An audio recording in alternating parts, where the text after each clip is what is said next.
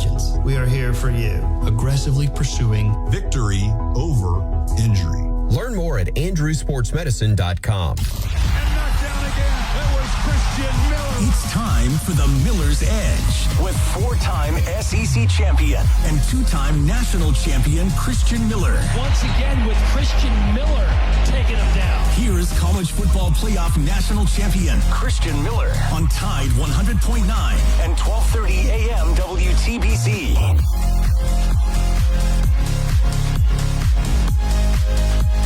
And welcome into this Wednesday edition of the Miller's Edge, Tide 100.9, 1230 WTBC. Hope you guys are doing well, ready to talk some more football. We got plenty to talk about today. If you guys are tuned into the stream, you guys can see the title, breaking down some major Alabama football updates. I had to capitalize that word major right there, Reed, because who else would have been dropping the news, right? Some major news. Chris Lowe at it again, and he's spoken with defensive coordinator Kane Womack, head coach Kalen DeBoer. We got some major updates that we've got to discuss, and we're going to do that here on the show regarding Alabama football, plus some updates to some of the injury news that we discussed yesterday.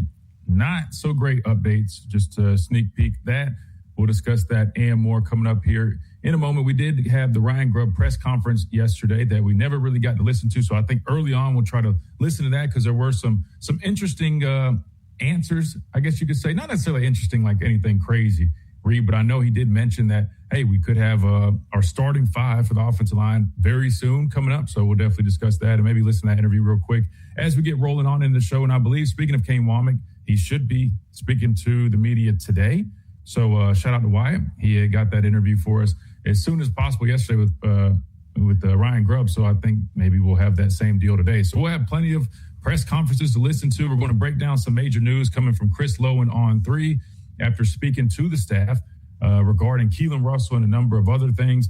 We'll definitely do that. And speaking of Keelan Russell, if you guys are signed up for Yay Alabama, you'd see that they just dropped the one-on-one interview with Keelan Russell. Now, of course, we can't play the whole thing because it's subscription-based, and that's not fair, right? We don't want to do that. Forgot to have the lights on. There we go. They're on the stream now, looking better there.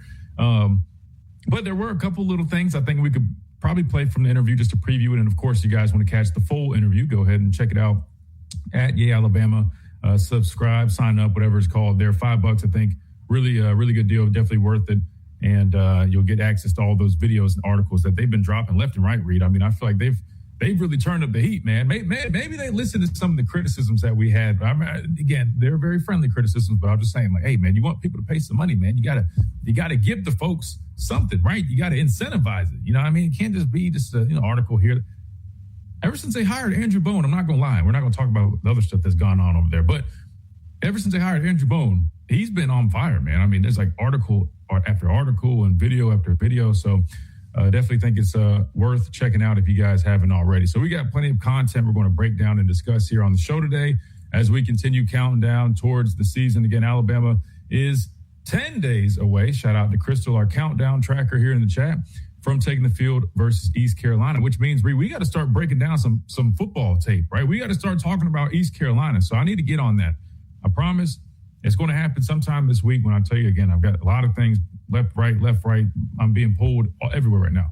But we're going to break down some East Carolina tape, get you guys ready for that game because it's coming up before we know it. And we got to know what to expect, Reed. Of course, Alabama's favored by like almost 30 points, but we got to respect the opponent and we got to take a look. They're a good football team in their own right. Maybe not on the same level as Alabama, but I think it's going to be a good first game. Really excited to see this new look offense with Keelan Russell now named the starting quarterback. This new look offensive line, who's definitely had some moments in training camp, still trying to put it all together. But a lot of people, including myself, that have gotten eyes on them through training camp, have walked away with some good, still a little bit of bad mixed in there. But overall, it's intriguing. And of course, some of these skill guys like Ryan Coleman-Williams, Reed, who's looking to be poised for a big third season here in Tuscaloosa. And of course, the running back room, an interesting one. Some big updates on that group we got to talk about coming out of the whole, I think, interview with Chris Lowe, head coach Kalen DeBoer. So we got to discuss all that and more. Plus, did you see this update, Reed, regarding the whole NFL players trying to come back to college? So we didn't really dive too deep into this yesterday, but the Big Ten had initially come out and they said, hey, we're going to put a rule out there. We're not going to follow that. We're not going to allow it. We're going to basically say, hey, this is a no-no. We're going to take the initiative. We're going to be the leaders here, and we're going to basically say this ain't happening. At first, I was like, all right, we'll see if people follow through with that. I'd imagine people would naturally gravitate towards making a similar decision, but I wasn't too sure about it. But, of course, that is what happened because the SEC has announced that they, in fact, will be doing the same thing. They will be having a rule that states pretty much if you played in the NFL or signed any type of professional contract, you are no longer eligible, which I thought we already understood, but I guess they kind of doubled down on that. Could there be some, I guess, lawsuits that come from these new rules? Probably. I guess we'll have to see because, Reed, I don't know if you saw it, but like Tommy Castellanos, he had been ruled eligible. Of course, Lane Kiffin had signed, I think, now 3 former NFL players. Yes, 3 former NFL players. I want to say it was a tight end, an outside linebacker, and then the latest, I think, was a defensive lineman from Ole Miss, but also the NFL. And now I guess we got to see kind of what happens with those guys because they were committed to LSU. I know Lane Kiffin did join the Pat McAfee show, and he discussed the whole decision to bring these guys back to college.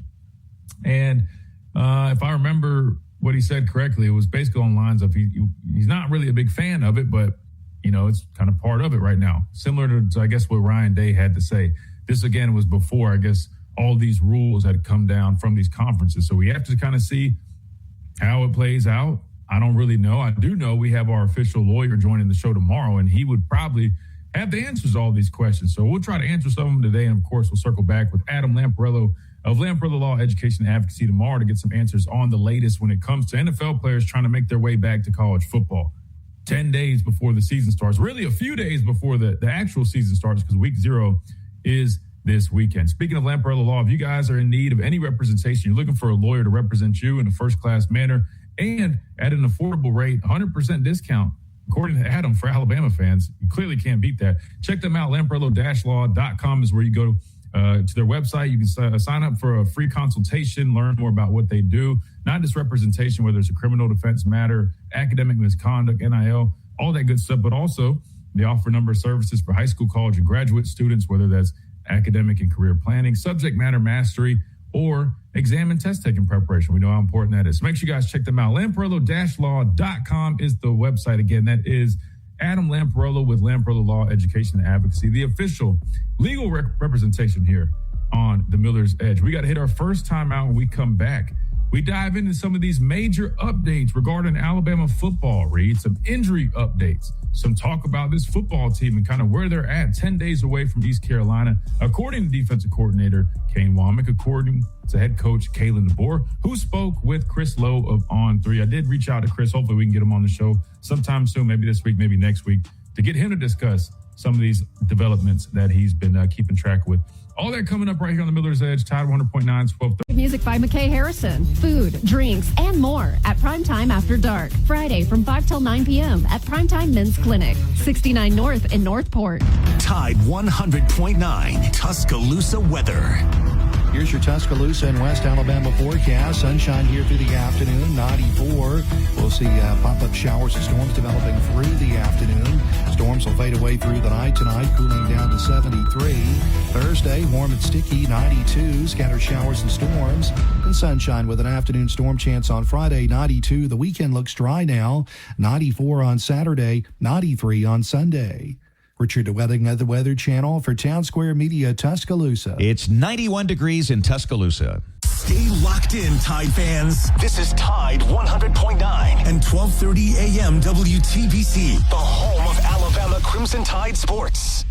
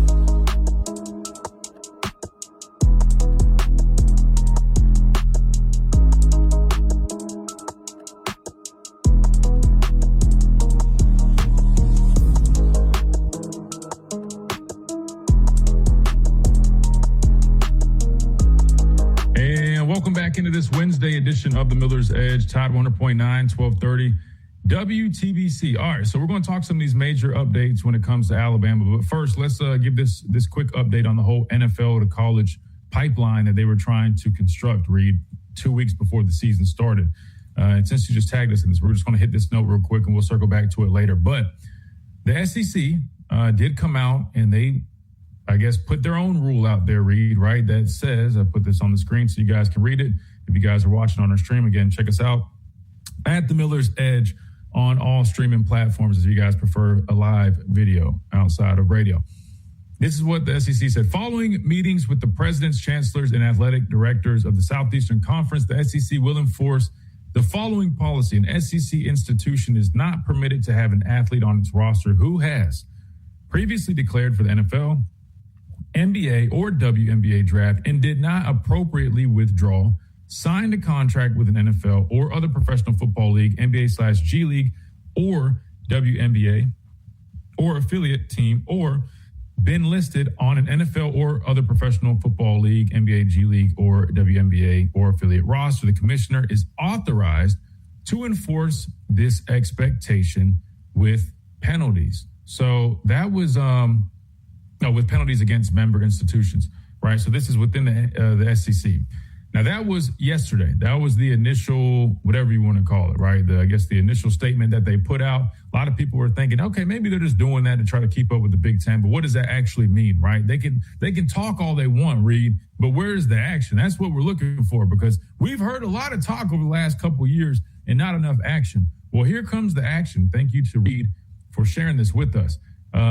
It has been announced that schools that violate the SEC's professional sports rule will result in 50% season suspension for head coaches, 50% of that sport's annual operating budget, SEC voting privileges on business matters revoked.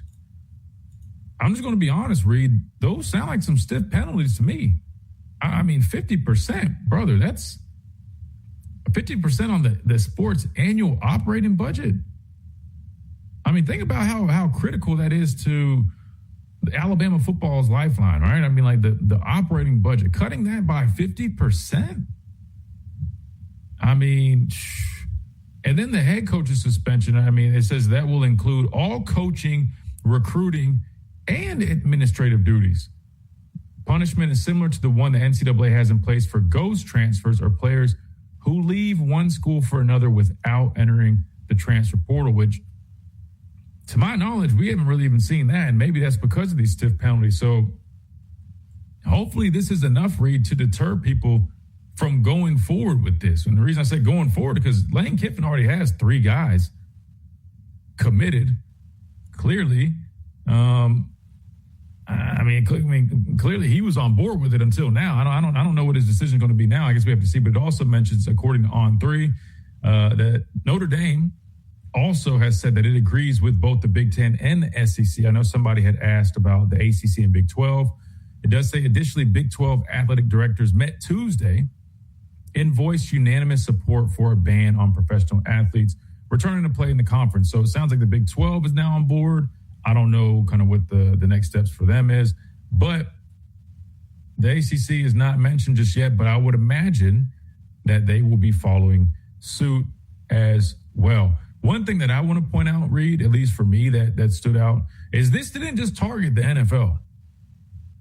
This is targeting the NBA and also the WNBA, right? So we're talking football and basketball are included in this. So that to me is kind of interesting, because it's like, are we now going to go back? So there's a lot of college basketball rosters that include former players that have signed NBA/G League contracts. I'm not too sure on the WNBA side. I don't know if it's, kind of blown up on that side of things just yet, but it does include that. So are they going to now backtrack? Because for example, LSU, I know they most recently signed RJ Luis, I think his name was. But even before, if you go back to the spring, I think you remember this, Reed. I mean, they signed like a handful of pro basketball players. They did. Are they even going to have a roster at this point? Because those guys, I don't think you're grandfathered in. I didn't see anything about that where it says, hey, well, if you already had guys, they're okay. But moving forward, you no longer can do that. I didn't read that. Now, granted, I just skimmed through this update because you just sent it to me. But to my knowledge, I mean, this goes for everybody.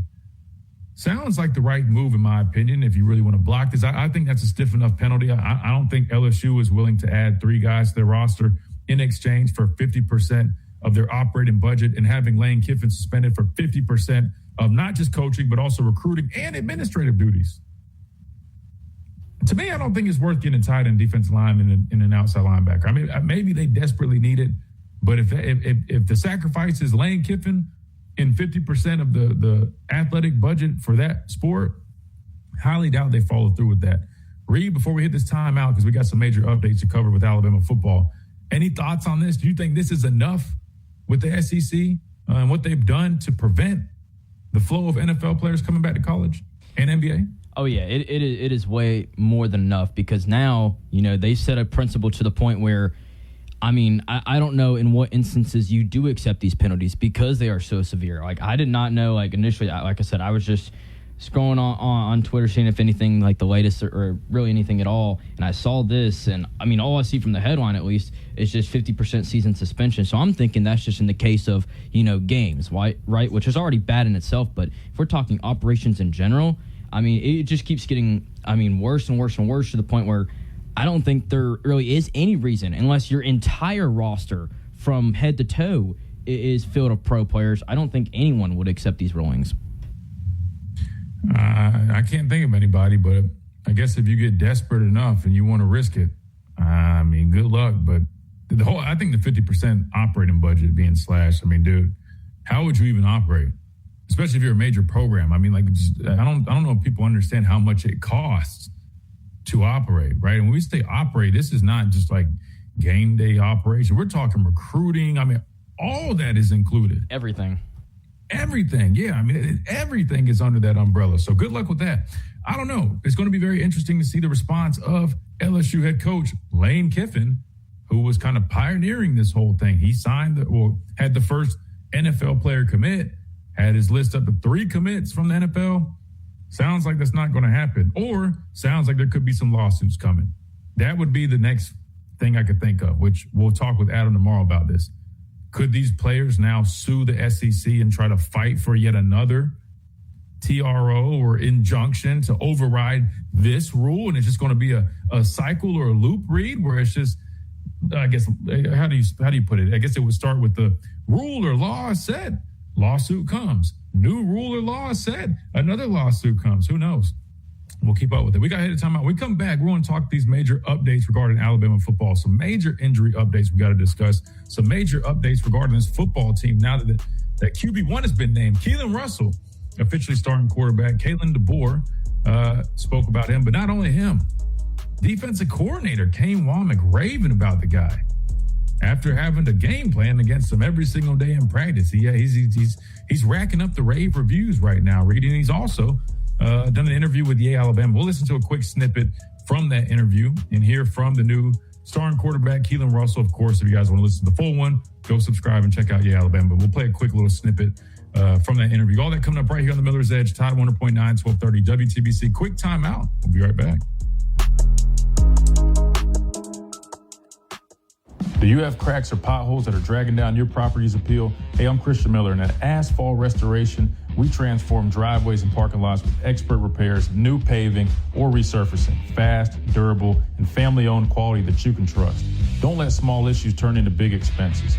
Call 205-393. Stop by on Skyland Boulevard. Mercedes-Benz of Tuscaloosa. For those who know the difference. Mercedes-of-Tuscaloosa.com. Mercedes-of-Tuscaloosa.com. From our home base in Birmingham, Alabama, we are here treating patients from every generation across the United States and from around the world. We're here for the rookies and the dreamers trying to make a name for themselves. We're here for the achievers who are resilient and won't take no for an answer. We're here for the coaches, athletic trainers, and mentors who are shaping trade purchase. Plus, check out the new Big Game Headquarters menu featuring the affordable All-Stars. The Hillcrest Huddle at Bomb Hours, Tuesdays on Tide 100.9 FM. Hey, it's Christian Miller, and I wanted to tell you about our friends over at Lamparello Law, Education and Advocacy. Founded by attorney and Professor Adam Lamparello, helping students at every level with mentoring, exam prep, applications, and career planning. Adam also represents students, faculty, and athletes in academic misconduct, First Amendment, NIL, and criminal defense cases. Known for real care and relentless advocacy. For guidance you can trust, call 201-317-5115 or visit lamparello-law.com. That's Lamparello Law, Education, and Advocacy. Proud partner. Hey, it's Christian Miller, and I want to tell you about our great friends over at Brian Harding Construction.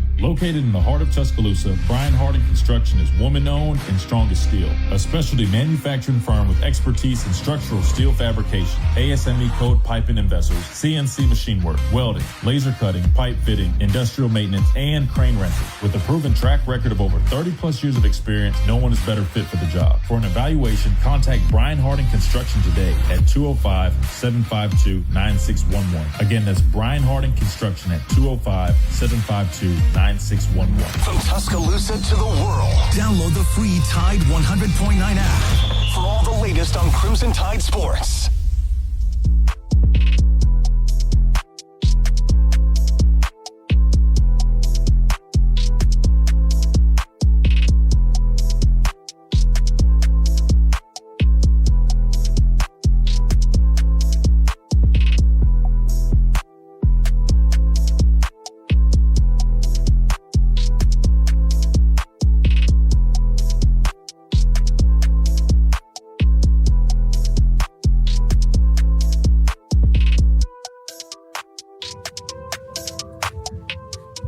Welcome back into this Wednesday edition of the Miller's Edge, Tide 100.9, 1230 WTBC. All right, so we talked a little bit about the latest updates with the NFL guys trying to return to college. Right now, Reed, it sounds like that has come to a large screeching halt. According to Greg Sankey, with these new rules that they've established, again, 50% penalties to the operating budgets of that respective sport and 50%, I guess, suspension of all duties of the head coach. So we'll see if Lane Kiffin tries it. Now, he's a bold guy. He's got some weight between his legs, for lack of a better term there. But I don't know if it's that much weight, Reed. I don't know if he wants to risk it like that. LSU probably wouldn't either if I had to guess. All right, let's talk some major updates regarding Alabama football. First and foremost, let's start with a couple injury updates that we've received. Kalen DeBoer did speak to Chris Lowe as well as Kane Womack. But let's start with some of these injury updates because I feel like those are very important to touch on, Reed. We talked about Jeremiah Beeman. He went down Sunday in that practice that they held at the stadium and definitely didn't look good. We knew that there was a good chance that it was a pretty significant injury. And now we've got the official diagnosis.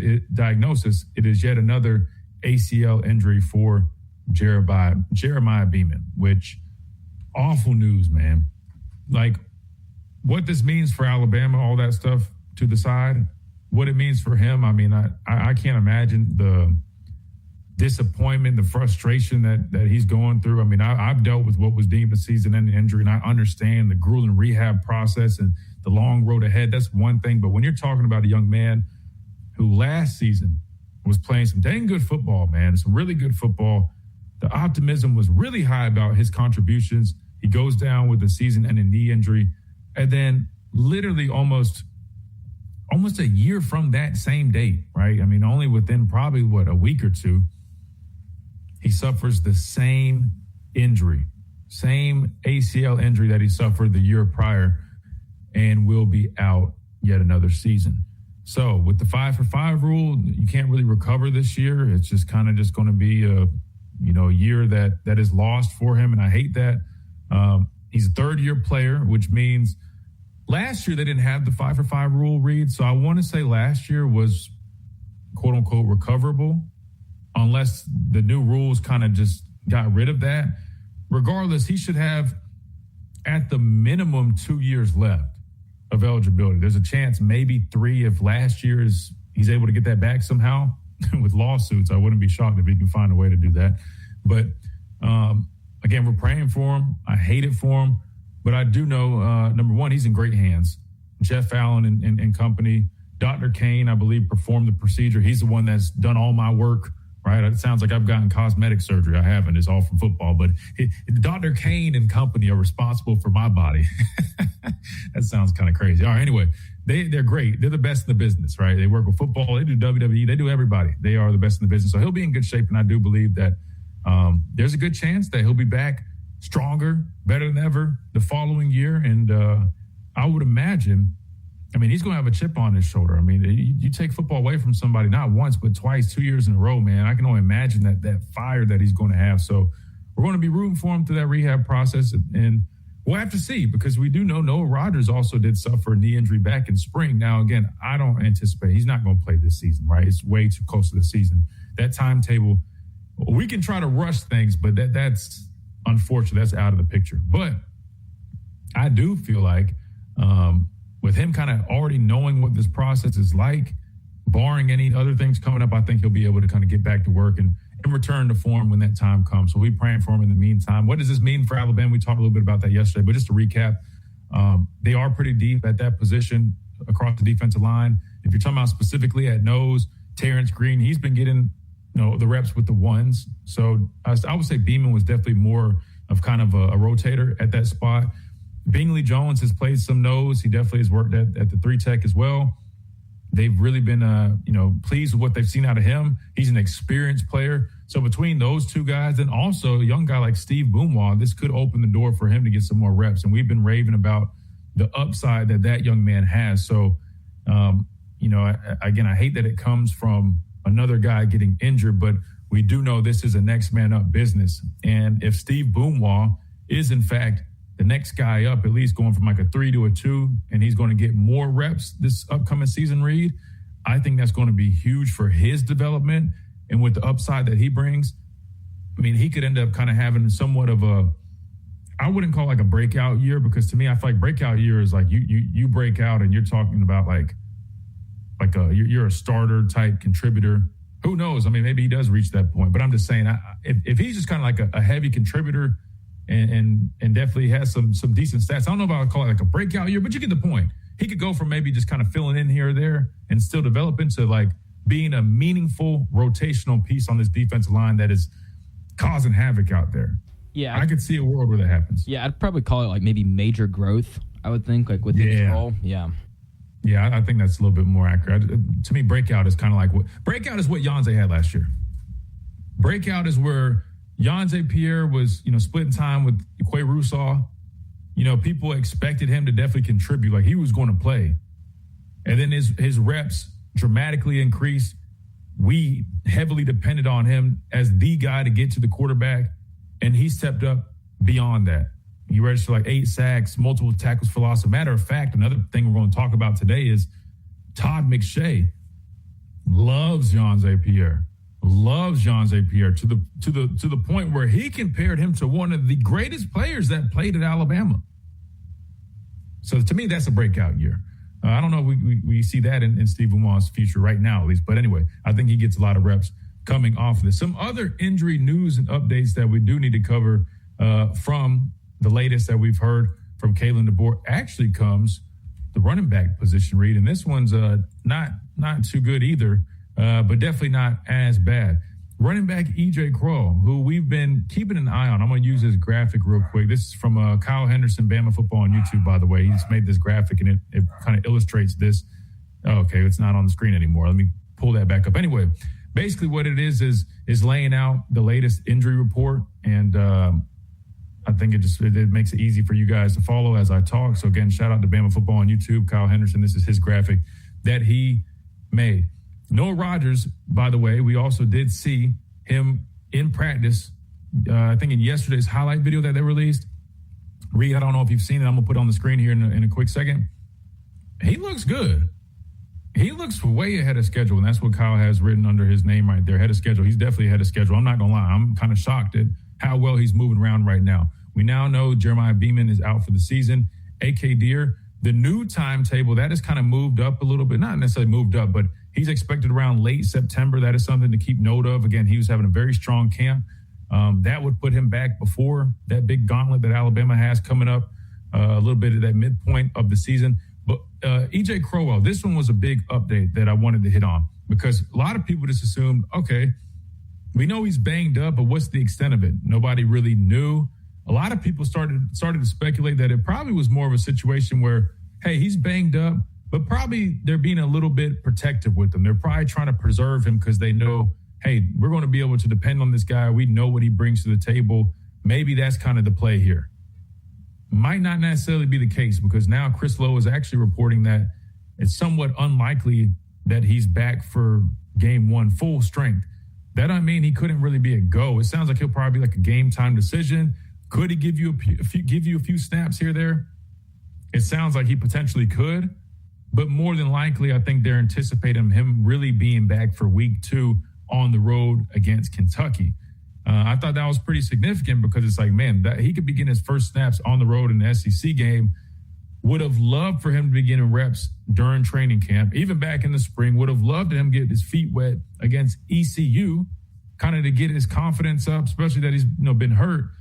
His first snaps coming against Kentucky on the road. If that's his first game, he's probably going to be limited in that game, which probably would have felt better, especially being on the road. Why? Your running game has to travel. Two things have to travel when you play on the road: your defense and your running game. A guy that you're hoping you can lean on to help drastically improve your running game, that being his first game back from injury, and he's a true freshman. I would have felt better if he played against Eastern Carolina, but again, we'll see what these other guys can do. Daniel Hill is a guy that's, had a good spring. Good fall camp. Kevin Riley looking good as well. We all know Trayshawn Brown, man. He keeps stepping up to the plate. So hopefully those guys can kind of carry the load until we get some of these other guys back. A.K. Deere, Crowell, hopefully both back full strength by the end of September, which would be a huge boost for this offense. And then just going down the rest of the list, remember Nick Sherman was hurt, I believe, a little over a week ago or so. No timetable there. Jaire Edwards, we got the updates that even though he had surgery on that arm, he should be back relatively soon, and I guess within the first few games potentially, right, which should definitely be a big boost. And Lancier Brooks has been back practicing, which is huge news, right? We know how important he is in that wide receiver room. Jordan Edmonds is a guy that it sounds like he'll be back a little bit sooner rather than later. I think he posted something on Instagram or so, like a little bit of a cryptic post. So it sounds like he'll be back as well, which will help add some more depth to that secondary room that's taken a little bit of a hit with some of these injuries, but still has plenty of depth when you talk about Ivan Taylor, Mincy, Drake Kirkpatrick, all that safety, and of course Carmelo O'Neal stepping up big via the transfer portal, and also Chuck McDonald getting some good reps at that Husky spot, working in with the one. So I think they're set when it comes to depth with a lot of these injuries. So those are the major injury updates that we needed to hit. Now we need to hit a timeout. When we come back, we'll hit some more major updates, but this time coming from defensive coordinator Kane Womack. Head coach Kalen DeBoer is kind of talking with Chris Lowe about where things are now that they've named their starting quarterback. And I'll just go ahead and tell you this. He's getting rave reviews by this coaching staff, man. They are really excited with what they've got in Keelan Russell. They've always known, right? It's the reason they brought him here to Tuscaloosa. But the fact that he's finally kind of growing into that quarterback, that young man that has command read. He's bringing the energy. I heard the interview with Yale, Alabama. I mean, you can just tell, man, the dude is confident. That his energy is infectious. And I'm excited, man. Really excited. We'll talk a little bit more about that and more coming up right here on the Miller's Edge. Tide 100.9, 1230, WTBC.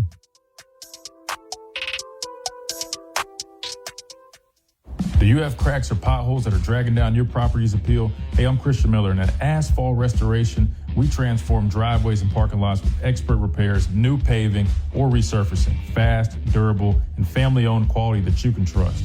Don't let small issues turn into big expenses. Call 205-393-9149 for your free estimate today. That's 205-393-9149. Asphalt Restoration, where smooth roads start. Roll Tide. Hey, it's Christian Miller, and I wanted to tell you about our friends over at Lamparello Law, Education and Advocacy. Founded by attorney and Professor Adam Lamparello, helping students at every level with mentoring, exam prep, applications, and career planning. Adam also represents students, faculty, and athletes in academic misconduct, First Amendment, NIL, and criminal defense cases. Known for real care and relentless advocacy. Enjoy live music by McKay Harrison, food, drinks, and more at Primetime After Dark. Friday from 5 till 9 p.m. at Primetime Men's Clinic, 69 North in Northport. Hey, it's Christian Miller, and I want to tell you about our great friends over at Brian Hardy Construction. Located in the heart of Tuscaloosa, Brian Harding Construction is woman-owned and strong as steel. A specialty manufacturing firm with expertise in structural steel fabrication, ASME code piping and vessels, CNC machine work, welding, laser cutting, pipe fitting, industrial maintenance, and crane rentals. With a proven track record of over 30-plus years of experience, no one is better fit for the job. For an evaluation, contact Brian. 6829. That's 800-923-6829. What do you have to lose? Call 800-923-6829. Again, 800-923-6829. Tide 100.9 Tuscaloosa weather. Here's your Tuscaloosa and West Alabama forecast. Sunshine here through the afternoon, 94. We'll see pop-up showers and storms developing through the afternoon. Storms will fade away through the night tonight, cooling down to 73. Thursday, warm and sticky, 92. Scattered showers and storms. And sunshine with an afternoon storm chance on Friday, 92. The weekend looks dry now, 94 on Saturday, 93 on Sunday. Richard DeWetting of the Weather Channel for Town Square Media, Tuscaloosa. It's 91 degrees in Tuscaloosa. 24/7, 365. We've got all your coverage of the Crimson Tide on Tide 100.9 and 12:30 a.m. WTBC.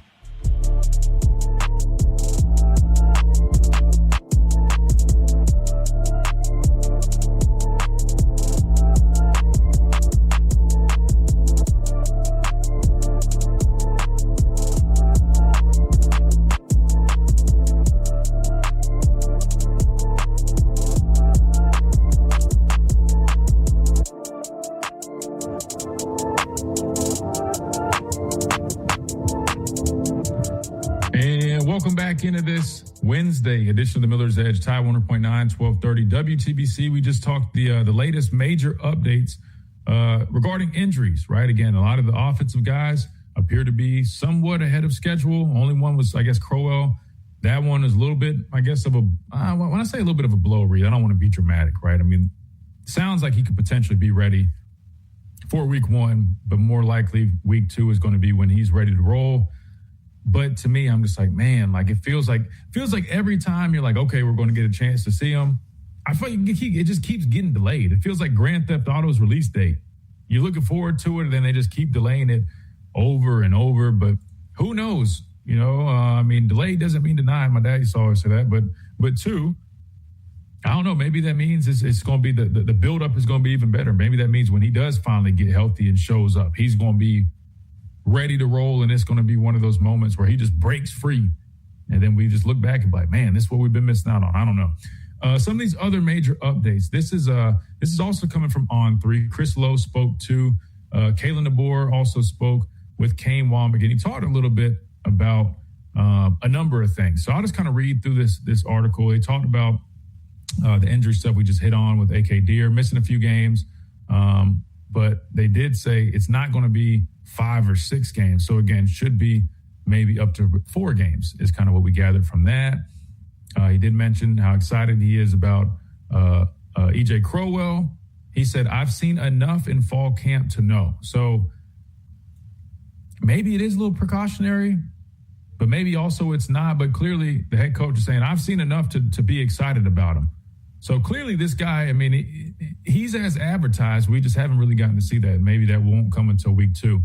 And then, of course, Trayshawn Brown, right? He had a comment on him. He said he's had a really good all-around spring and fall. He catches the ball well. Just like every other guy, there's a play here and there that he shows a sign that he's a freshman, as expected. But really in the last week or two, I never worry about him. He just goes out there and executes and has a physicality about him. 2 things, Reed, that this offense has lacked: execution and physicality. We got a true freshman that's going out there and showing that off consistently. Put him in the game, man. Shine. Discover this. I guess we had an ad playing in the background. That's going to distract me. Where is that coming from? There it is. All right. Back to the article. Sorry about that. That was like very confusing for me. But back to Trayshawn Brown. Goes out there and executes and has a physicality about him. He can protect and sticks his helmet right in there on you. Reed, that's saying something, right? So not only does he go out there and executes, check that box, he's got a physicality to him. Then he also goes in there and protects and is not afraid to stick his helmet on him. To me, that sounds like an experienced player. That doesn't sound like a true freshman to me. And the fact that he just put his stamp of approval on his ability to pass protect, because we always talk about that when it comes to running backs. You can have all the shake and bake. You can hit holes. You can be explosive. You can catch the football out of the backfield. We'll get you some reps. We'll get you some carries. But can you pass protect? That's the thing that a lot of running backs don't want to do or don't do well. And for a lot of them at least, it's a liability. With this guy, I'm not saying he's perfect, right? We just heard, he has his freshman moments. But the fact that he made sure he pointed that out, Reed, this is Trayshawn Brown. He's a 3-down back. He might be young, but he clearly is demonstrating that he can be a true 3-down back. Opportunities might be a little limited given the room that they have right now, but best believe by the time he leaves Alabama, I feel like we're going to be talking a whole hell of a lot more about Trayshawn Brown. He also touched on Noah Rogers, said he's still going to miss some games, but his timeline has been significantly sped up. We were looking at the end of October, maybe early November when it first happened, but he's much, much earlier than that in our minds. We'll see how it goes. He's got to feel confident, but he's out there working through those things, and it's quickly reminding me how natural he is catching the ball and running routes. Excited to see him get back out there, and when that comes, he'll add a lot to our offense, assuming he can quickly get back in sync with Keelan and the rest of the group. And then last but not least, he had touched on Lancia Brooks, who missed those first 2 scrimmages, who also will be, ready to roll when the season comes. So I do want to still hit on some of these other updates, especially talking about Keelan Russell, because we got to hear from Kane Womack, Reed, and he raved about him. And he really touched on all those qualities that we know makes Keelan special. But hearing it from the defensive coordinator who's practicing against the guy every single day kind of felt a little bit different, right? So we'll do that when we come back from this top of the hour break. First, we got to do that. We'll keep talking about these major updates coming out of Alabama's fall camp 10 days before they take the field in Bryant-Denny Stadium, Saban Field at Bryant-Denny Stadium, that is, for their home opener against East Carolina. Real quick before we hit this break, don't forget about our friends over at R&R Cigars. If you guys are in the market for some premium cigars, make sure you guys check out R&R Cigars. They've got the best humidor in the Southeast that you can find. They've got a wraparound porch. You can go hang out there, watch football games, basketball, baseball games. They always got them on. You can go hang out and get you a nice drink, 160 bourbons plus. Make sure you guys drink responsibly, please. But enjoy yourself. It's always a great time over at R&R Cigars. 2703 Gary Fitz Street, right here in Tuscaloosa, where you can find them. And, of course, their website, rnrcigars.com, is where you go to get those great deals because you use that code Miller's Edge. Code Miller's Edge gets you 20% off. And if your order qualifies, you will receive free shipping as well. Again, that's R&R Cigars, rnrcigars.com. R&R Cigars, the official cigar provider of Alabama football since 2014. We got to hit the top of the hour break. When we come back, we keep talking the latest major updates coming out of Alabama's fall camp right here on the Miller's Edge, Tide 100.9, 1230 WTBC. WTBC Tuscaloosa and W265CG Tuscaloosa, a Town Square media station. Tide 100.9 and streaming on the Tide 100.9 app. From the Fox Sports Studios in Los Angeles, here's Steve DeSager. The Big Ten Conference and the SEC officially banned players who signed with a pro league. LSU was signing 2 guys who'd been in NFL camps. Patriots running back Travion Henderson missed practice with an ankle injury. The mixed doubles team of Carlos Alcaraz and Serena Williams won their first rounder at the U.S. Open, but then lost a quarterfinal. In the WNBA, Dallas got a victory to clinch a playoff spot. To Major League Baseball, the White Sox beat Texas 11-7. Cleveland still 2.5 games back in the AL Central after a comeback 10-inning win at the Angels 8-6. The Guardians have won 6 in a row. Pittsburgh homered in the 9th to beat the Padres 1-0. Arizona with a late comeback edged the Cubs 5-4. Atlanta over the Dodgers 4-3 with a run in the bottom of the 8th that ends LA's 6-game winning streak. Kansas City won its 9th in a row 5-3 at Toronto. Boston won in 11 innings at Miami. What does it mean to advertise and do your marketing with Town Square Media Tuscaloosa? Melissa started her business in 2014. What would you say to someone considering Town Square Media Tuscaloosa? My experience with Town Square Media has been awesome, and I would definitely recommend it to anyone. I think that this is the first time in my marketing experience that I've been able to see my return on investment. I would definitely say in the past that has not been the case. In this, I like knowing that that's 100%. A lot of the marketing we've done has been radio. You guys have so much more to offer than that, whether it's, websites from targeted marketing to radio. You are kind of a one-stop shop, and it makes doing marketing so much easier. So I would definitely recommend it.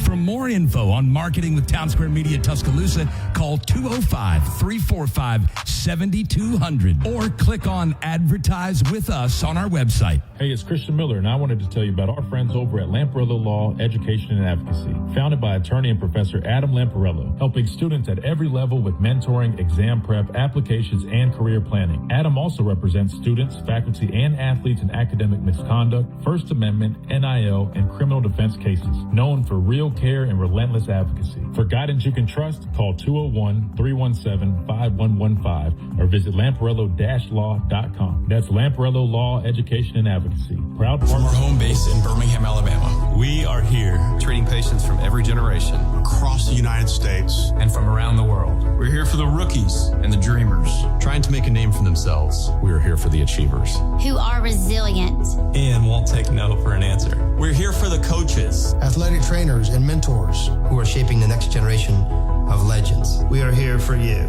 aggressively pursuing victory over injury. Learn more at andrewsportsmedicine.com. Do you have cracks or potholes that are dragging down your property's appeal? Hey, I'm Christian Miller, and at Asphalt Restoration, we transform driveways and parking lots with expert repairs, new paving, or resurfacing. Fast, durable, and family-owned quality that you can trust. Don't let small issues turn into big expenses. Call 205-393-9149 for your free estimate today.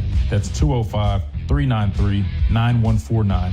Asphalt Restoration, where smooth roads start. Roll Tide. And knocked down again. That was Christian Miller. It's time for the Miller's Edge with four-time SEC champion and two-time national champion Christian Miller. Once again with Christian Miller taking him down. Here's college football playoff national champion Christian Miller on Tide 100.9 and 12:30 a.m. WTBC.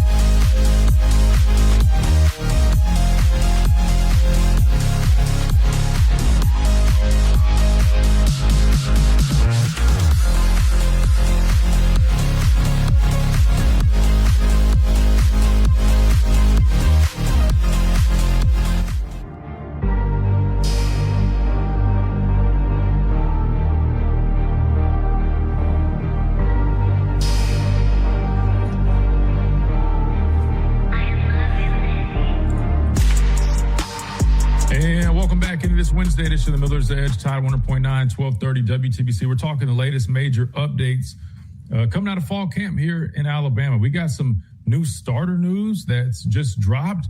Alabama defensive coordinator, I'm assuming, must have mentioned this in his press conference. I'm assuming that's where it came from. This just came up while we were doing the show. Luke Metz has been named the starting linebacker next to Caleb Woodson. Remember, that battle has been going on really for a minute now. And I think a lot of people, including myself, kind of assumed that QB Reese would take the nod at that spot next to Caleb Woodson. He's been, having a great camp as well, by the way. But this feels eerily similar to the whole, not necessarily eerily similar, but kind of a similar situation where you talk about Austin Mack and Keelan Russell, where it's not necessarily Austin Mack did anything wrong. It's just Keelan Russell really had stepped up. And I feel like that's kind of what the case was with Luke Metz, right? I mean, QB Reese has had a strong fall camp. He's looked good. But I think Luke Metz has really just made his presence known. And we heard from Ruben back in the spring. I asked, okay, here we go. I asked Ruben about the inside linebackers when he was up there this spring. Luke Metz was one of the first guys he mentioned. He's a big fan of Luke Metz. So let's go ahead and hear real quick from defensive coordinator Kane Womack, who details his decision on why they named Luke Metz starting linebacker next to Caleb Woodson. And the confidence in being able to pull the trigger. He just sees he sees the run fits so much better right now. He's got a little bit of a field general presence. I mean, when you watch him on game day, watch the way he communicates out there, the way he points things out, plays with anticipation. I mean, it's the way you want a linebacker to play the game, right? The best production always comes from a defense that can anticipate what's coming next, right? And he is greatly improved in that regard, and I think we're going to see, good production because of that. So that was Kane Womack on his decision to name Luke Metz the starter next to Caleb Woodson, which sounds really good, right? When you're talking about a guy that sees things, has that anticipation, it's a big deal, and it allows you to play faster, allows your guys around you to play fast, right? Just knowing kind of what's coming and being that heat-seeking missile, right? That's what you want out of your linebacker, and that sounds kind of like what Kane Womack is describing. I still fully expect there to be several guys to get reps at that position. We've talked about that. I don't see that changing. I think they just kind of shuffled the pecking order a little bit. What initially felt more like Caleb Woodson, QB Reese, then you got Luke Metz, some of the other guys. Now it is Caleb Woodson and Luke Metz, and then you'll see QB Reese probably in there, probably a good bit, right? Whether it's sub packages, right? Maybe they use him in sub packages at linebacker. That's something that's commonly done. You have your designated base linebackers who are your run stuffers. He talked about Luke's ability to fit the run and diagnose things, right? Maybe Luke Metz is more of that early down guy. Then when it's more sub situations, passing situations, maybe a guy like QB Reese comes in there.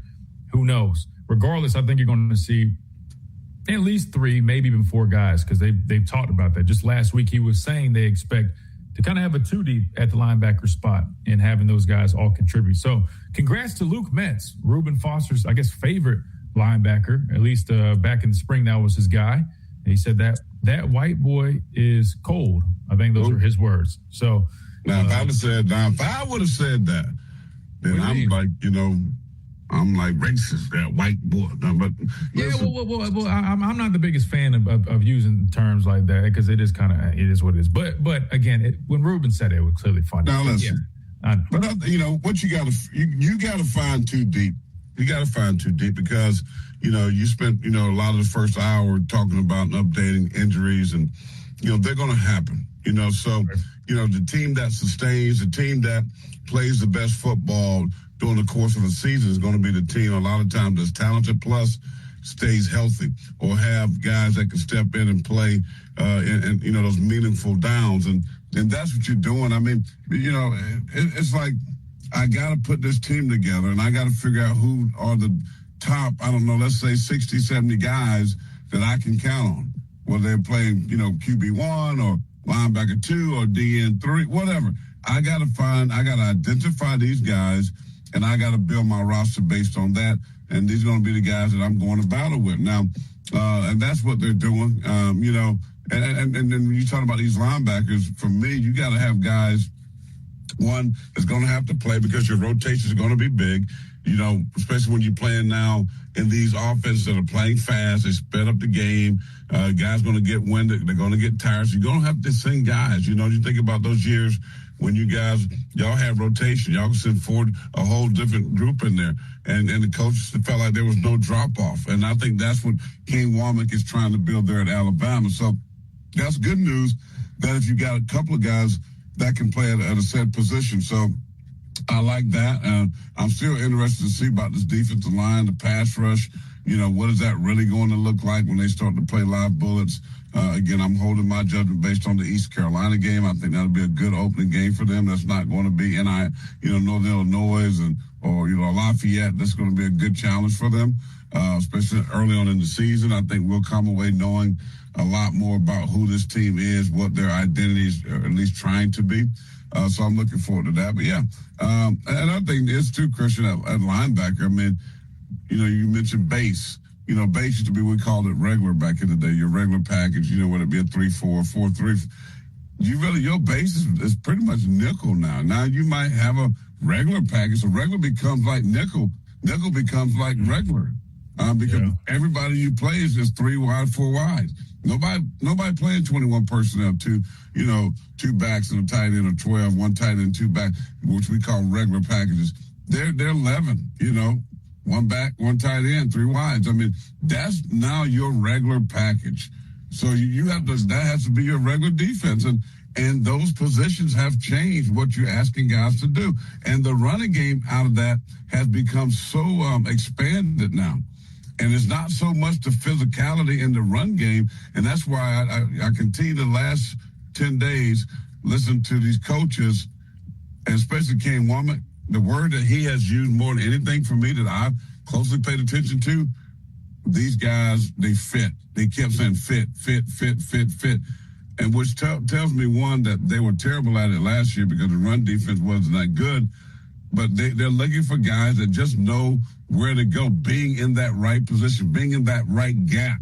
And guys are winning the job because sometimes it's telling me that they just know where to be at. They're not getting those. They're not running over the top too fast. They stand backside A, making those plays where, that is big in the run scheme today, because you have to be very patient as a linebacker and inside backer, especially if the ball is going away from you, because those backs are always looking to cut back. They're looking for that linebacker to get greedy nose and try to run over the top. Boom, they cut right back in that backside A, and they gash you. They still off that safety or spur, whatever you want to call them, and they off and running. So the game has just totally changed, man, and what coaches are asking of these players have changed. And I think that's very interesting based on some of these press conferences that you have played. Yeah, and it's a good point. When I say sub-package guy, you're right. I mean, technically it'd be more like going from nickel to dime, right? Like which dime you only have one linebacker in there. I don't think he would be the guy in there at dime, but you could have more of like a passing situation, like different forms of nickel. It's like a sub-package, like a sub-package, right? Like a different variation of your nickel package where you're, expecting more of a passing situation. That would probably be more of that case instead of going from, like you mentioned, regular defense, 3-4, 2 nickel like we used to do. But I still, regardless, even if it's just rotating guys, kind of like they did with Nikhai Hill-Green, right? He was kind of like that third linebacker in there. I think that's going to be QB Reese, at least to start things off, right? It would probably look like Caleb Woodson and Luke Metz would be your new Deontay Lawson and Justin Jefferson. And then the third guy, which was Nikhai Hill-Green, is now going to be QB Reese. And I do think you still see maybe even one more guy at times. Just given that we've seen a number of guys working in with the ones over fall camp, which leads me to believe they trust a number of these guys. But right now, that is your pecking order at linebacker. In terms of some of these other major updates, we've gotten a lot of new, words and comments regarding Keelan Russell from this staff. They spoke to Chris Lowe of On3, and they spoke about kind of what they've seen out of him. This is what Kalen DeBoer told Chris Lowe. He said he had this presence about him, and you could hear his voice because he hasn't been this loud guy here, but you could tell that he's got this positive attitude and energy about him. And now you can see the competitiveness coming out of him and the way our guys have responded to him. Again, it's clear, and then this is me talking now. Keelan Russell, I mean, we talk about winning over a team. I'm not saying that Austin Mack doesn't have the respect of his peers, but the way these guys respond to Keelan Russell, you can sense it, right? They want to ride with him. He brings that energy that's infectious, it's contagious to the rest of the guys. And I think that's going to be so beneficial for this offense that became somewhat lackluster as the season went on last year. Kalen DeBoer continues with he's a cool cat in a lot of ways when he's out there. Doesn't mean it doesn't mean he isn't going to make mistakes because he's young and still figuring it out. And he's working with the guys. He hasn't taken a lot of snaps with all around him, not just at the receiver position, but in front of him in the offensive line. But he's got a voice that I've already seen come out on another level just in the last 3 practices, which listening to that interview that Yale Alabama did with Keelan Russell, he talked about that, responding after being named the starter, coming out to practice with that energy, just being ready to go. And I just know, from my experience as a player, that when you have guys that kind of set the tone, they bring the energy like that, it rubs off on the rest of the team, right? And it can end up being a big factor in terms of how your team approaches things, whether it's practices, games, whatever. And that's big, especially coming from a leader, which more times than not, almost all the time, is your quarterback. Let's see. He also goes on to say, I'm excited because I know what type of talent he has, and I want to help him just go out there and do his thing. So in regards to the strengths that Keelan has, these were some of the ones that Kalen DeBoer had mentioned. Throwing the ball downfield with accuracy, getting the ball in a hurry to one sideline from the opposite hash, a feel for where the pressure is coming from and how to get away from it, buying extra time when he's moved out of the pocket, and still keeping his eyes down the field. Reed, I don't know, but if you ask me, that sounds very similar to kind of my breakdown on Keelan when I was coming from scrimmage number one and just talking about the way he plays the game. That's who he is, right? He's that type of guy where it's one thing when you say, hey, this guy has mobility. But I always wanted to make sure I pointed that out. It's another when we're saying he has mobility to escape, but he's not just looking to tuck and run, which is fine, which you need to do at times, right? Like I wish Jalen Milroe would actually do more of that, right? Because I feel like sometimes he's trying too hard to look for things when really, hey, sometimes you do just need to tuck it and run. But when you have a quarterback that is as skilled as Keelan Russell, that has the arm talent that he has, and he has the mobility just to tuck it and run and take off and make defenders miss and pick up big yards, but he's not just doing that in a sense where he's overlooking the, keeping my eyes downfield aspect.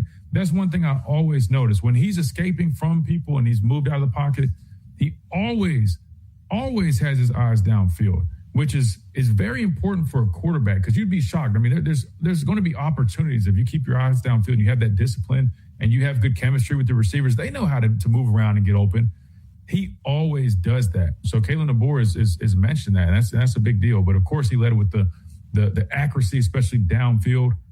Like it's kind of what we've been saying. I mean, this guy has elite qualities when it comes to throwing the football, but also he's just as elite when it comes to using his athletic ability and his God-given athleticism with his legs, which is, a very dangerous thing, right? I mean, it's clear as day that this guy he's going to threaten any defense that lines up against him. What is his leash going to be, though? If he starts, he is going to start. But if he comes out and he's not playing great football, my question is, I wonder what is going to be his leash. How long is Kalen DeBoer going to let him stay out there? If he comes out, say he's come out, throws a couple picks, pick six, not looking well, offense struggling. Game number 2, they just ho-hum, struggling. Is he going to say, you know what, I'll go back to Austin Mack? Because when you think about it, it makes sense for him to make that call. I hear what you're saying about how good we knew the upside potential of Russell, right? But I still think Austin Mack gives him confidence in doing this or making this decision, because I think he feels like he knows the system. He's probably got that, even that 1 or 2, whatever years of just being in college football, that Kalen DeBoer feels like, okay, if things don't work out, then I can go to him and I can trust him. But I was wondering, how long of a leash is he going to have in this season? Because all that stuff is good, what you were just talking about. Great. But we know he still hadn't played. We know the struggles of a rookie quarterback in the NFL or redshirt freshman guy in college that haven't played. We know that mistakes is inevitable. So what is this going to lead? What is his leash going to be? How long does Kalen DeBoer stick with him if that in fact happens? I think that's a good question. I think it's fair to ask, but my thing is, if they felt confident enough to name him the starter 2 weeks ahead, I feel like they feel strongly about that decision and strongly enough that they're going to let it play out. Probably plenty before they even consider doing that. And here's why. Not only the way they came to this conclusion, because we heard from Kalen DeBoer, there wasn't like a set timetable. He mentioned they wanted it to be around this time frame, but he also acknowledged recently in an interview after the decision that there was not like a set timetable where they had to do that. They just felt strongly enough at that point, which clearly we heard from Chris Lowe before scrimmage number 2, so they already felt really good about him then. But then when he went out there, scrimmage number 2, and followed it up with another strong day, right, and continuing to show those abilities, right, that we're discussing, his ability to drive the football downfield. He has zip on the football. Kalen DeBoer talks about it here in this this article. It's not like he's throwing in the ball dies. I mean, the way it comes off his hand, I mean, he's got elite arm talent, and that's paired with elite athleticism. So he continued to show the probably the few question marks that they had. Could he get up to speed with his command of the offense? Could he get to a point where he could limit some of those, young player mistakes where they felt he was trustworthy enough to go ahead and name the starting quarterback? He answered all those boxes. So with that being said, when it comes to his leash, I think clearly there's always a leash. There's a leash on everybody, unless you're, Tom Brady. I don't know if he ever really had a leash. But I would say it would have to get to a point where I don't think it's like, okay, one half of a game, like early on in his young starting career, they go ahead and let Matt get some. I don't think it's something like that. I think if you have a couple games back to back where it feels like he's still young and still raw, and you want to just kind of maybe pull him for a second and maybe see if Austin Mack can kind of see what he can do, maybe something like that. But I'm gonna be honest with you, the way they're speaking about it, I don't think they anticipate having to make a change because of that. I mean, you always want to prepare. I get what you're saying. You definitely always want to be prepared. But the way they're speaking is every interview I've heard, whether it was Ryan Grubb, Kalen DeBoer, it is, we made this decision. We're excited for, him this season. And then even when they talked about Austin Mack, like it's always being ready to go. If a helmet comes off, they didn't say like, if he gave an answer where he said, this is still very competitive. Keelan definitely needs to make sure, every day he's showing up. They didn't really say that. It really was, hey, he's our starting quarterback. Austin Mack, he's going to keep showing up. We're really proud of him. We feel confident with him. But he just needs to make sure he's ready to go if. It sounded more along the lines of like a true just backup role rather than, hey, man, we're naming Keelan the starter for now, but just know Austin Mack's right. It didn't really sound like that. It's more so, hey, just make sure you're ready just in case. So we got to hit a timeout. We come back. We keep on rolling. We got Tommy on the phone lines. We keep talking about this, plus there's plenty more comments from Kalen DeBoer and Kane Womack on Keelan Russell, who has been named starting quarterback here at Alabama. They did an interview with him on Yay Alabama. We got a quick little snippet we might play from that and much more. Freshest, best quality to our customers. So we just look at it as, hey, basically, we're your kitchen. You're just coming to eat in your kitchen. Taco Casa, under the biggest cactus in town. From our home base in Birmingham, Alabama, we are here treating patients from every generation, across the United States, and from around the world. We're here for the rookies and the dreamers, trying to make a name for themselves. We are here for the achievers, who are resilient and won't take no for an answer. We're here for the coaches, athletic trainers, and mentors who are If you've got a job and a dime, you ride. Stick with Tuscaloosa, Chrysler, Dodge, Jeep, Ram. Tuscaloosa, CDJR.com. Plus tax and tag, visit TuscaloosaCDJR.com. Hey, it's Christian Miller, and I wanted to tell you about our friends over at Lamparello Law, Education and Advocacy. Founded by attorney and professor Adam Lamparello, helping students at every level with mentoring, exam prep, applications, and career planning. Adam also represents students, faculty, and athletes in academic misconduct, First Amendment, NIL, and criminal defense cases. Known for real care and relentless advocacy. I'm working on that. Activate and earn 5% cash back at different categories each quarter on up to $1,500 in purchases. Terms apply. See discover.com/5 for details. Tide 100.9 Tuscaloosa weather. Here's your Tuscaloosa and West Alabama forecast. Sunshine here through the afternoon, 94. We'll see pop-up showers and storms developing through the afternoon. Storms will fade away through the night tonight, cooling down to 73. Thursday, warm and sticky, 92. Scattered showers and storms. And sunshine with an afternoon storm chance on Friday, 92. The weekend looks dry now, 94 on Saturday, 93 on Sunday. Richard DeWething at the Weather Channel for Town Square Media, Tuscaloosa. It's 92 degrees in Tuscaloosa. Did you miss any episode on Tide 100.9? Don't worry. All of our shows can be found on Spotify and Apple Music and on demand on the Tide 100.9 app.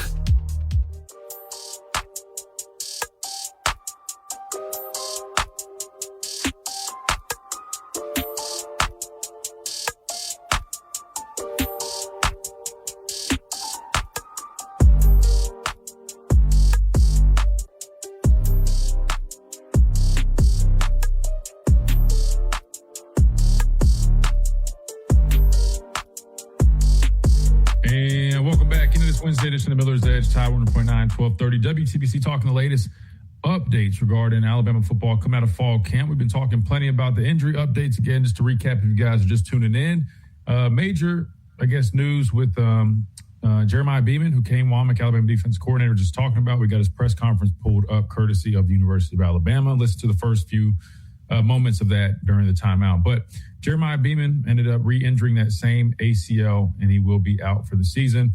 Other injury updates, Crowell, more than likely not going to be ready for game one. More looking like game two, first SEC game on the road versus Kentucky, could be Xavier Crowell's first college football action.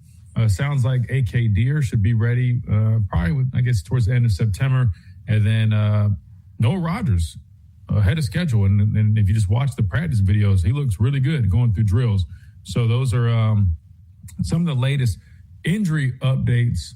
Other than Jaire Edwards, which we already talked about, he should be back sooner rather than later after having surgery on his arm. So definitely injuries have hit Alabama just like they've hit everybody else. But the good news is the only one really out for the year as of now is Jeremiah Beeman, which we hate that for him personally. It's terrible, right? 2 years back-to-back, same time frame, same injury. But the other guys all should be back, and most of them pretty much back within the first quarter of the season, which is some positive news if you're an Alabama fan. We were talking a lot about Keelan Russell. Kalen DeBoer spoke highly of him in his latest sit-down with Chris Lowe of On3 Sports, talked about what he brings to the table, that command that he's been demonstrating, the leadership that he's showing, just going out there, and everything that he's offering right now for this offense has been very fun to watch for the staff, and has a lot of people in that building excited about what this offense can be under the direction of Keelan Russell. There's even a scout, this was mentioned in the article, that it got to see Alabama football practice, and this is what he had to say when it came to Keelan Russell. He said, he mentioned Keelan Russell's ability to see things in real time that other players don't always see. It's something that's uncanny for a young player.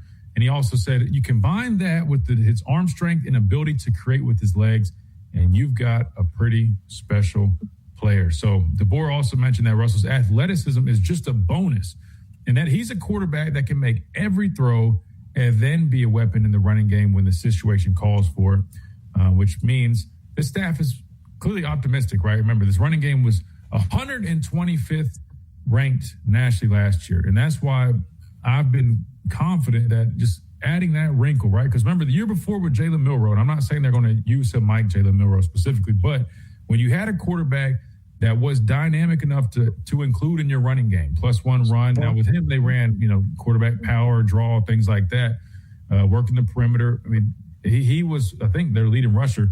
They averaged just shy of 180 yards on the ground. I'm not saying you see Keelan Russell that much involved, but the fact that is another wrinkle that you can throw in there and another layer that you can add to your offense to help open things up, to help attack things on the ground. I see it almost feels like there has to be an improvement in the running game. Just adding that factor alone. Not quite as much as you did with Jalen Milroe, but it's still something that's there. Kalen DeBoer also mentioned he's instinctive. He's got a good feel for where everything is. So there's a vision that he has. And some guys just have a knack for knowing where the ball's got to go. There needs to be an understanding of why. And you need to be able to articulate it if you're truly going to run the offense. But some guys, they just feel space and they can get the ball there and anticipate it. And Keelan does that. Couple things. Very good, very good. Okay. Number one, you didn't think Chris Lowe had talking to Kalen DeBoer when he made that announcement last week? That's number one. I don't know. I mean, I didn't know. I'm telling you. No. You're saying Kalen DeBoer told him the answer to that? Of course. Because, he's interviewing him. I know how this stuff works, and I know. I don't know. I know. I'm telling you, I know. Number two. Let me ask you this. I'm curious. You got to answer this, though. I'm really curious.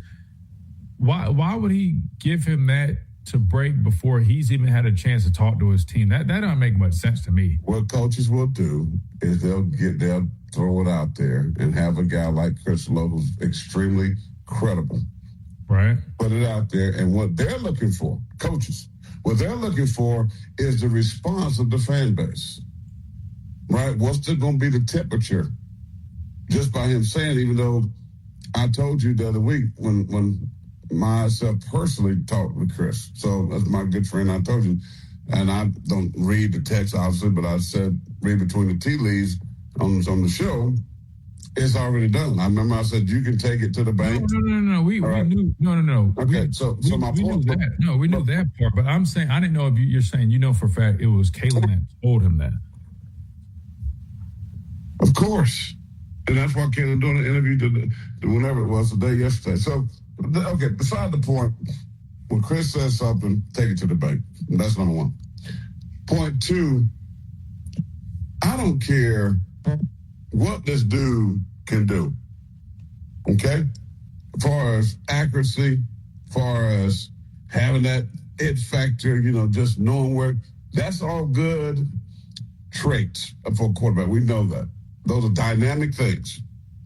But unless Alabama goes into the treasure chest and find a running game, I don't care what Keelan Russell can do, because you are going to be so in a box that it's going to handicap you from those skill sets being extensive and people on display. If you cannot run the football, we're talking about the quarterback because the quarterback position is the most important position on the field. That's what they tell you. True. But at the same time, we understand that if you can't run the football with some type of consistency, your passing game is going to suffer a lot. Okay? And I want to hear more about this offensive line that in 2 scrimmages got eaten up. We love Coach Clint, but in 2 scrimmages, this offensive line was not good. Now, what's going to change in 10 days? Can they block a speed rush? Can they move the line of scrimmage? Can Hill and these big backs run with physical presence downhill, north and south? That question is still way up in the air that hasn't been answered. Can they protect Russell? Because we know with all that ability, when they're under duress and stress, they're going to run around, even though he is not the typical dual threat. He's not Jalen Milroe. He's a pass-first guy with athleticism, right? Because they always say he can make all the throws, strong on, boom, boom, boom. We know that he's not the typical dual. He is a true quarterback, but can run. Now, but if he's getting pressure and people in his face all the time, and he's got to be, and defensive coordinator is going to try to speed him up, right? They're going to give him different looks. They're going to make him think, because if I put my DC hat on, if I'm playing against a young, talented guy like that, guess what I'm going to do? I'm giving him all the business, especially with the inept offensive line. I'm getting exotic blitzes, exotic zone dogs. I'm moving my line. I'm slanting. I'm crossing. I'm double A blitzing. I'm double bullets. I'm doing all these different things to give him all these looks to mess up his eyes that they say are pretty good. Well, we're going to see, because them dudes up in front, they're going to have to prove that, one, they can run it, prove that they can block, because what defense coordinator is going to say, we just want to get them in 3rd and long. And if we get them in 3rd and long, now it's party time. And so for Alabama fans, I love the Russell acknowledgement to make him a starter. But, man, I want to hear that same confidence from Kalen DeBoer about his offensive line, who we know in 2 scrimmages, they got their lunch eaten. What's going to change? Well, I'll say this. I wouldn't put it like that, as if it was like off. But that's what I heard. That's what I heard from credible sources. People that's what I heard. So yeah, no. The exact words. Their offensive line was not good. That didn't come from you. That came from people that I know. I'm just saying. I'm with you. No, I'm on record saying that scrimmage 2, they did some things better, right? There's some explosive runs on the ground, but they're also still are things that have to be improved, right? Like I feel like nobody else is really saying that. And to be fair, it's probably because they don't, you know what I'm saying? They might not have the same information, but I get that. But my thing is, you're 100% right as a young quarterback, and that's why I've been saying on the show, like, as excited as I am with him being the starting quarterback, we're not going to see him live up to his full potential if he does not have help around him. I mean, I've said that all week because, you're right. Like, they have to protect for him, right? I don't care how good you are throwing the football. If you don't have time, the good news is he'll be able to save the day with his escapability, with that athleticism, that dynamic ability that he does have. But it still is unfortunate because, he could probably be a whole hell of a lot better if he did have, a better group in front of him. My optimism lies in we've seen flashes and we've seen glimpses through fall camp. It's a consistency thing. I'm just going to be honest with you. And I said this back to the transfer portal time. Like, from a talent perspective, we're lacking compared to some other offensive lines. That's just a fact. I like Coach Clem a lot. I like what he brings to the table. Don't get me wrong, but my expectations aren't for this unit up front to be some top 25 unit in year one. I just don't think that's realistic. But if they can get to a point where they have an effective enough running game, that takes pressure off of Keelan. If they can give him just enough time, right, which they need to keep working on that. There's some moments that I did see when I did go out there, right, whether it was from execution or them just not protecting well enough. They got to be better in that regard. But I think there's hope that it can be a little bit better. Will it be perfect? Absolutely not.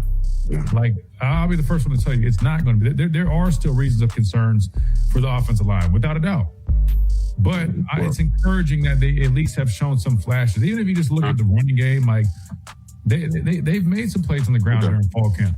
But Mr. Clem, I believe, real quick before you go to break, Pearl River Resort is the Southern United States premier gaming and entertainment destination, including 2 casinos and the hotel there, Silver Star and Golden Moon. Enjoy fine dining at Philip M. Award-winning steakhouse and kick back the sports book for a more casual experience. Just choose from a variety of different dining options. Also featured Pearl River Resort. They had this thing going called the Dancing Rabbit Golf Club. I love that. That's golf club in. And 2 championship golf courses in Geyser Falls Water Park for the entire family. Check out our good friends, my sponsor, Pearl River Resort, for me being on the Bills Edge. Great people down there, great fun, great entertainment, great golf, great food. And if you're into the sports book, they got you covered there too as well with the 2 magnificent casinos. So play responsibly. We got to hit a quick timeout. We come back, we keep on rolling right here at Tide 100.9, 1230 WTBC. Do you have cracks or potholes that are dragging down your property's appeal? Hey, I'm Christian Miller, and at Asphalt Restoration, we transform driveways and parking lots with expert repairs, new paving, or resurfacing. Fast, durable, and family-owned quality that you can trust. Don't let small issues turn into big expenses. Call 205-393-9. Sale. Invest in your sleep and experience firsthand Sleep Number's personalized comfort. Stop by a Sleep Number store or sleepnumber.com to learn more. Hey, it's Christian Miller, and I wanted to tell you about our friends over at Lamparello Law, Education and Advocacy, founded by attorney and professor Adam Lamparello, helping students at every level with mentoring, exam prep, applications, and career planning. Adam also represents students, faculty, and athletes in academic misconduct, First Amendment, NIL, and criminal defense cases, known for real care and relentless advocacy.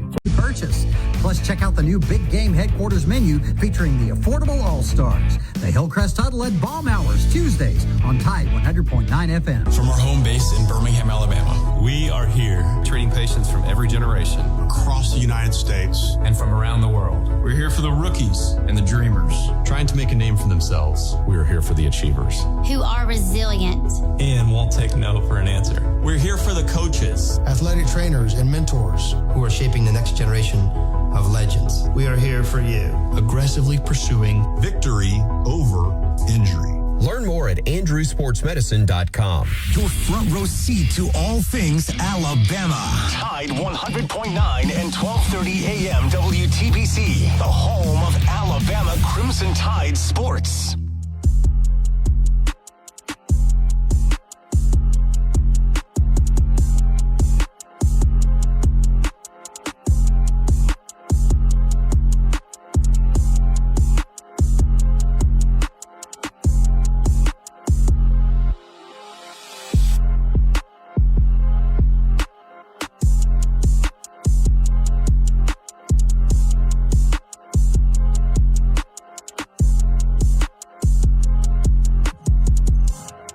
And welcome back into this Wednesday edition of the Miller's Edge, Tide 100.9, 1230 WTBC. Let's go to the phone lines. We got Tommy up first, who's been patiently waiting. Tommy, welcome in.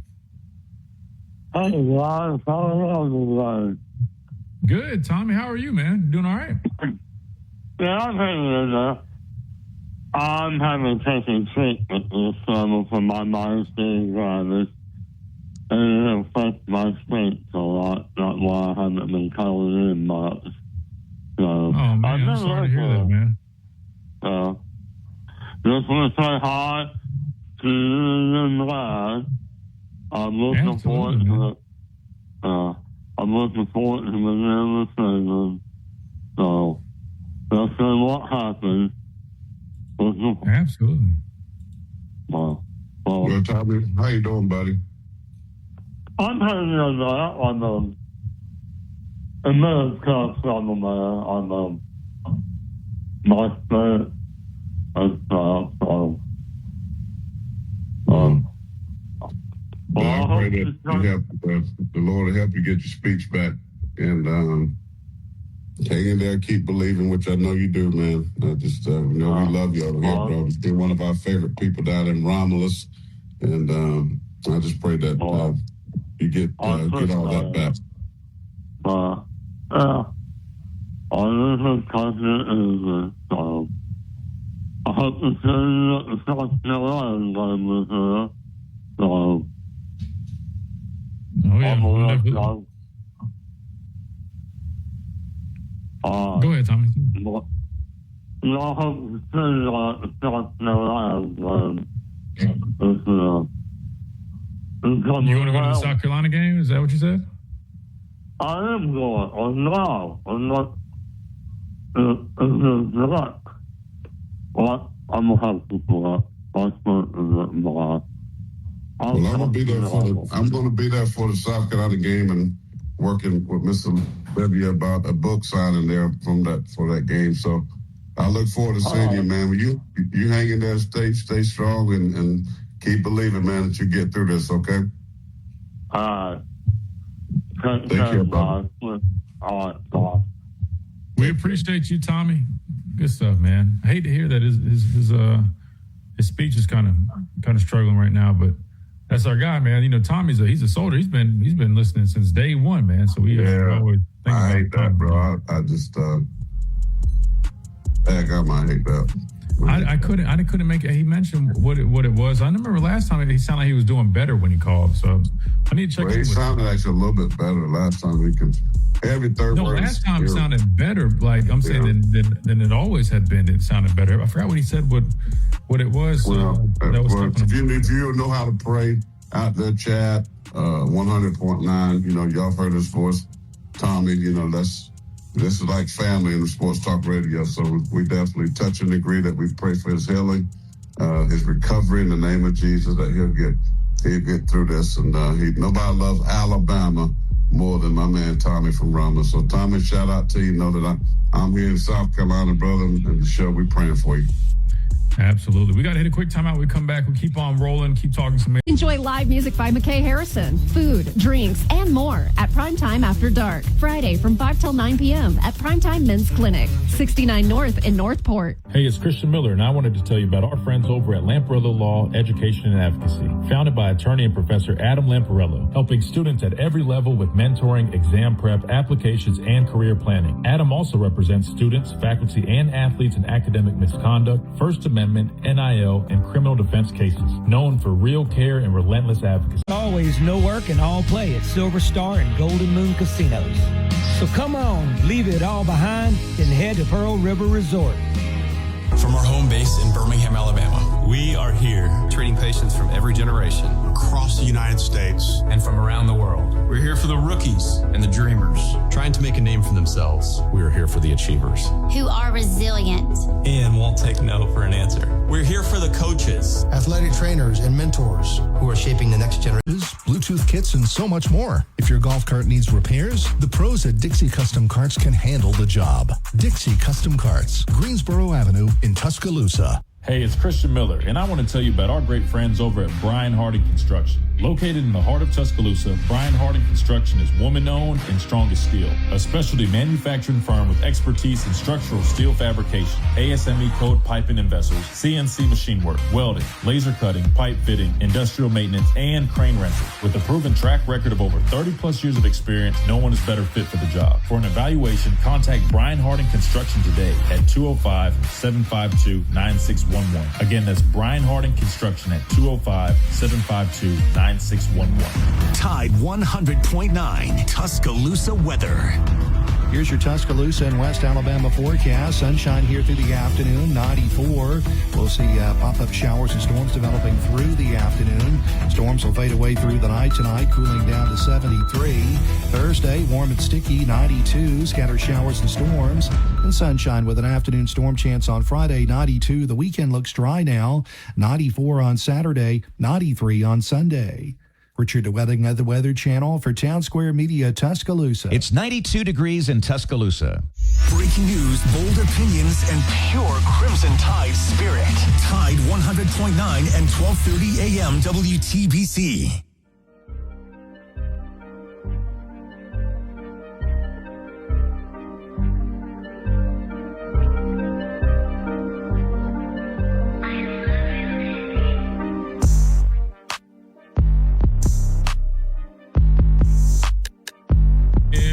Back into the Miller's Edge, Tide 100.9, 1230 WTBC. We got a few minutes left. Let's take another call. 205-342-9904. We've got Digger up next. Digger, welcome in. Christian, listen to your father. With what? Tell me with what? Arch was blitzed 75% of the time last season. Most blitzed quarterback in the country last year. And if you don't think that's not coming. Oh, it's coming. Okay. I believe it. eight in the box, and they're going to go man to man. He's got 1,001, 1,002 to get the ball out of his hand. Okay? If you think he's that elusive, okay, then he's going to win the Hunt. And, oh, by the way, go ahead. I said he might. No, he's definitely not elusive now. If you're talking about elusive enough to dodge two or three defenders that one or two of them are unblocked and the other one just overpowers somebody and the pockets collapse and there's really nowhere to escape. I mean, I'm not saying he's Superman, but what I am saying is best believe just because you beat your tackle clean or you find yourself with an opportunity to make a play on him in the backfield, don't go ahead and count it as a sack. I'm just saying he is very slippery. He's very elusive. And when it comes to, getting out of the pocket, keeping his eyes downfield, having that vision and finding guys, I mean, he is a very special player. And when he is an open field, Digger, I'm just saying, I mean, he throws the ball so well that people forget how good of an athlete he is. I myself, I didn't even realize how fast and elusive he was until, last year when I was watching him in some of those settings. I'm like, man, I forgot this dude has wheels on him because he's not looking to use them unless he has to. He throws the ball that well. So Digger. What you feel about that? Oh, please. 1,001, 1,002. Tackle. He's going to face pressure. There's no doubt about it. I mean, listen, they know this is a young offensive line. It's a young quarterback. Best believe people are going to dial up pressure against this Alabama offense. There's no doubt about that. And they're going to probably see some negative plays. But I also can tell you, when you dial up pressure, you're vulnerable on the back end. And I'm just saying, he has the ability to take the top off a defense.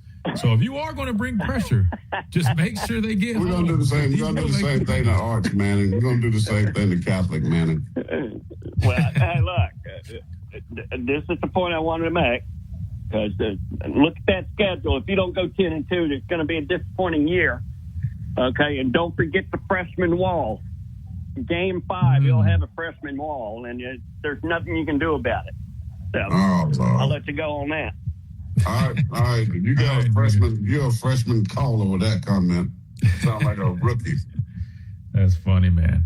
Digger's always funny. I know a lot of people listening. I like Digger a lot. Digger, by the way, go to johnsforchrist.com to get your book. I think he's off the line there. Hey, if you guys are watching on YouTube, don't forget, hit that like button. That always helps us out. You guys have been crushing it, man. We're averaging like 100 plus per stream, which is awesome, man. So thank you guys so much for all the support there. Last comment before we get out of here, because we only got about 1 minute remaining. We hit on all the major updates via Chris Lowe and the coaching staff. We talked about the STC stepping up and slapping on those new rules. Cough, cough, Lane Kiffin. We'll have to follow up and see kind of, does he pivot from this? I imagine so. What happens to those guys that claim that they were coming back from the NFL? They might not have a chance. But here's a good way we can end it. Since you're on the show today, which we need to work on your schedule. We're putting you on a schedule now that you're doing advertising stuff. You're going to have to be on time and schedule it. But you might actually be able to suit back up, because here you go. 47-year-old pastor is making college football history by playing college football. And get this, he's playing your position, defensive end, at 47 years old. So shout out to this pastor right here. Hopefully, Pastor, listen here. You know, the Bible says nothing is impossible with God to those that believe. So I'm with you on that. But sometimes you need to use a little common sense. Everything the Lord ain't telling you to go out there and do. So when you get your leg tore off and you can't preach, I got a problem with that. He can preach from a wheelchair. You can preach sitting down. There's no problem with that. I will add this in there. His last game was 30 years ago, but he claims that his body has been, quote unquote, holding up a lot better than he thought. So wait till you get out there on that football field, that 19-year-old, that guard's gonna pull him around the corner. Let's see if he closes the spill. Yeah, I don't want to see him close on a counter, but again, 47-year-old pastor Justin Buzzard. This is crazy. He's playing for San Jose City What team he with? What team is he with? San Jose City College, the Jaguars. He's playing defensive. San Jose what? Be a game. San Jose City College. Oh, he's gonna be all right down there. Yeah, you're right. Go there and play that. That's like going out to Park Warner Middle School. So all he got to.